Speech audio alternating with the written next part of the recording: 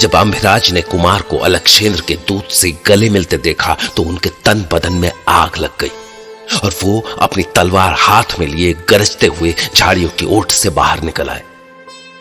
पर आश्चर्यजनक रूप से उन्हें अचानक अपने सामने पाकर कुमार चौंका नहीं, बल्कि हंसने लगा।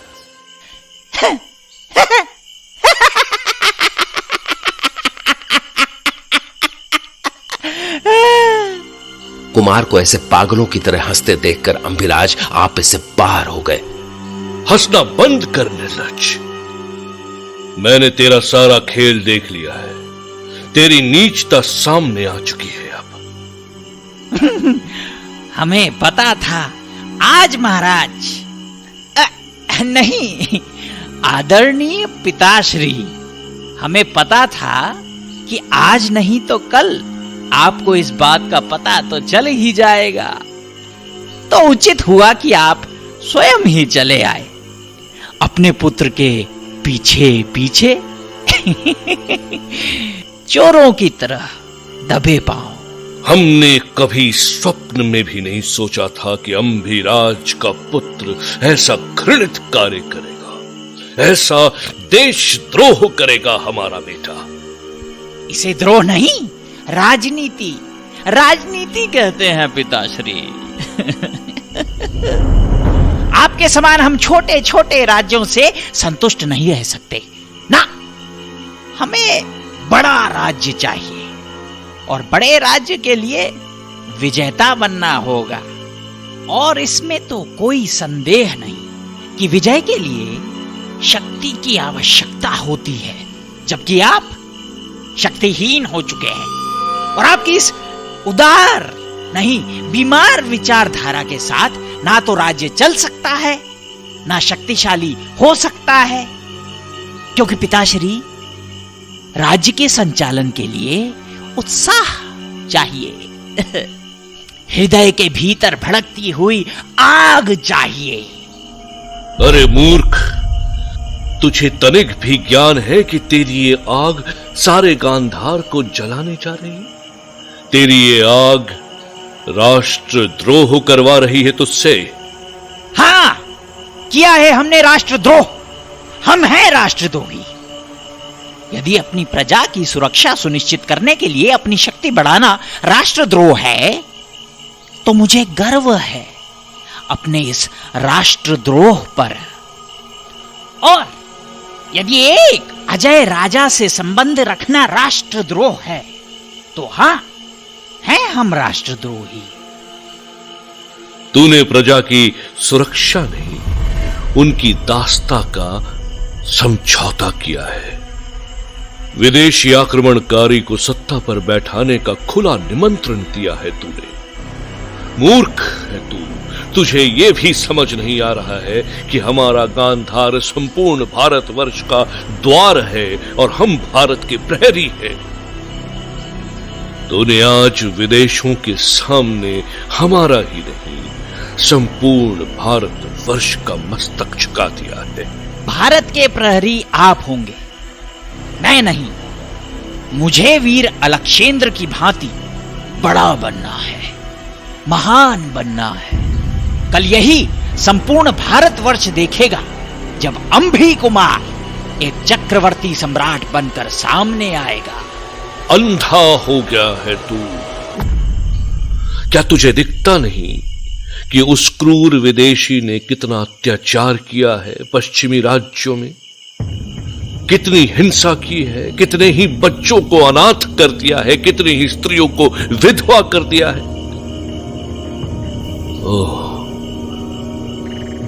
समझ गया। शायद उनकी क्रूरता से तुझे भी उससे भय लगने लगा है, इसीलिए तू चूहे की तरह। पिताजी, तुझे भय था उससे तो मुझसे कहता, मैं प्राण दांव पर लगा देता, परंतु उस क्रूर दानव के आगे कभी नहीं झुकता। आप इस बुढ़ी काया से कुछ नहीं कर सकते पिताजी, कुछ भी नहीं। मेरी मानिए तो तीर्थ यात्रा पर निकल जाइए, इससे पहले कि मैं भूल जाऊं कि आप मेरे पिता हैं। चले जाइए मेरी आंखों के सामने से। कुमार, जो तूने किया है वो क्षमा योग्य नहीं है, इसीलिए मैं तुझे राष्ट्रद्रोह के आरोप में बंदी बनाने का आदेश देता हूं। सैनिकों, बंदी बना लो कुमार को। सुना नहीं तुम लोगों ने? मैंने कहा बंदी बना लो कुमार को। बंदी बना लो इस राष्ट्रद्रोही को।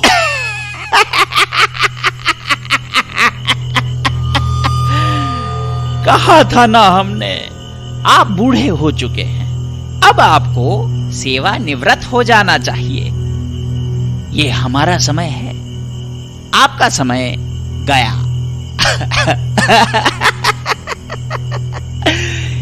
कल तक जो सत्ता आपके हाथ में थी वो आज हमारी है, इसीलिए इन सैनिकों में से कोई भी आपका नहीं मेरा आदेश मानेगा। आप हमारे पिता हैं, इसलिए हम आपको मुक्त कर रहे हैं, अन्यथा कुछ भी हो सकता था। कुछ भी, समझ रहे हैं ना आप? स्मरण रहे, आज के बाद आप हमारे कार्य में अपनी टांग नहीं अड़ाएंगे, और उचित तो यह होगा कि आप हमारी दृष्टि के समक्ष ही ना पड़े। हाँ?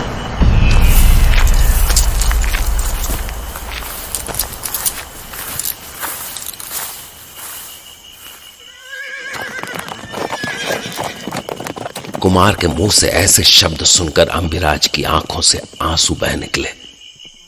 उनकी आंखों के सामने अंधेरा छाने लगा और वो निढाल होकर वहीं एक पेड़ के सहारे बैठ गए। तो कुछ देर बाद अब रात गहरा रही थी और साथ में अंबिराज के विचार भी। काफी देर वहीं वैसे ही बैठे रहने के बाद जब उनके सेनापति ने उन्हें वापस लौटने को कहा तो जैसे अंबिराज को होश आया। महाराज, अब कैसा अनुभव कर रहे हैं आप? अब स्वस्थ तो है ना आप? अब इन प्रश्नों का कोई मोल नहीं रहा। मैं समझता हूं महाराज, आपको गहरा आघात लगा है। चलिए उठिए, वापस महल में चलिए। किस महल की बात कर रहे हैं सेनापति? आपका राजप्रसाद महाराज, आपका महल महाराज। राजप्रसाद में राजा निवास करते हैं, भिक्षु नहीं। तुम जाओ, मुझे यहीं रहने दो। अब वही होगा जो नियति चाहेगी। ये आप कैसी बातें कर रहे हैं महाराज? जाओ, मेरा क्या है? जिस अवस्था में हूं, मुझे आज नहीं तो कल ये संसार छोड़ना ही है। तुम्हें अभी भी प्रजा की बहुत सेवा करनी है। जाओ। मुझे क्षमा करें महाराज, मैं विवश हूं तो एक राजकीय नौकर ही ना। मेरे पिता समान राजा का अपमान होता रहा और मैं कुछ ना कर सका। मुझे क्षमा करें महाराज, मुझे क्षमा करें। एक योद्धा को अश्रु शोभा नहीं देते सेनापति। जाओ, राजप्रसाद लौट जाओ। और आप? मैं वहां जाऊंगा जहां भाग्य ले जाएगा सेनापति। मैं मानता हूं महाराज कि कुमार ने बहुत बड़ी भूल की है, पर आप क्रोध छोड़कर एक बार प्रयास कीजिए। कुमार आपकी बात अवश्य समझेंगे, आज नहीं तो कल समझेंगे अवश्य। हम कुमार से नहीं, स्वयं से रुष्ट हैं। इसमें कुमार का कोई दोष नहीं। अवश्य ही हमारे पालन पोषण में ही कोई त्रुटि, कोई भूल हो गई है। महाराज, रात्रि गहरी हो चुकी है सेनापति, अब जाओ।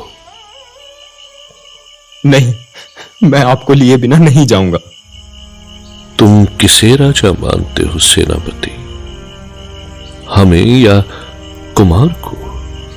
जब से मुझे स्मरण है, मेरे लिए आप ही मेरे दूसरे पिता रहे हैं। कूटनीति से लेकर युद्ध नीति तक सब आपने ही सिखाया है मुझे। मेरे लिए मेरे राजा आप ही थे, आप ही हैं और आप ही रहेंगे। उचित। तो तुम अभी इसी समय वापस राजप्रासाद जाओगे, ये हमारा आदेश है। महाराज, यदि तुम अभी भी हमें राजा मानते हो तो हमारे आदेश का पालन करो, जाओ प्रजा की सेवा करो, राज्य की सेवा करो, जाओ। इसके आगे सेनापति कुछ नहीं कह सका और आंखों में आंसू लिए बमुश्किल उठा और घोड़े पर सवार होकर वापस चला गया। अम्भिराज वहीं उसी पेड़ के नीचे ऐसे बैठे रहे जैसे वो जड़ हो गए हों।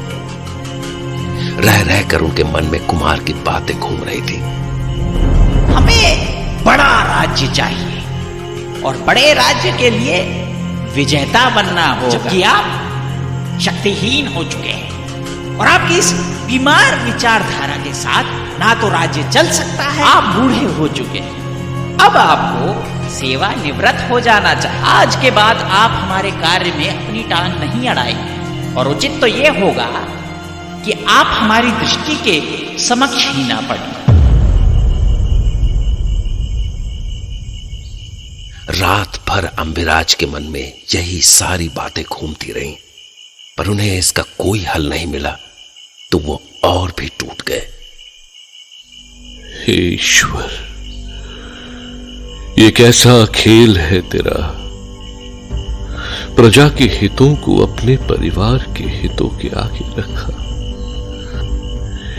क्या इसी का ये फल भुगतना पड़ रहा है मुझे? क्या यही कारण है कि हमसे कुमार की परवरिश में कोई कमी रह गई और आज हमें ये दिन देखना पड़ा? इससे पूर्व कि मैं अपनी प्रजा को दास और भारत की पराजय देखूं, मुझे इस संसार से विदा हो जाना चाहिए।